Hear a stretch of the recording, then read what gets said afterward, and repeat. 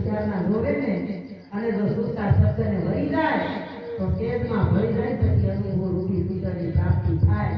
કેમ નામ થાય નહીં લગન કર્યા કોકડા કર્યા તરત ને તરત કન્યાને એનો ભાઈ બાપની ઘરે પાછી તેડી જાય તો કઈ સંતાન પ્રાપ્તિ થાય?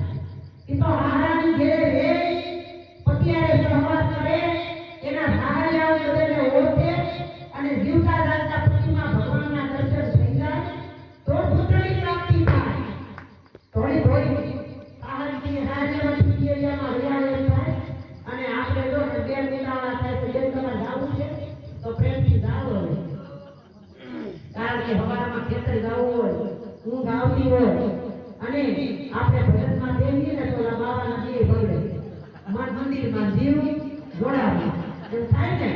મન આપણું અહીંયા હોય પણ જીવ આપણો જોડાવા હોય. એમ તમારું શરીર અહીંયા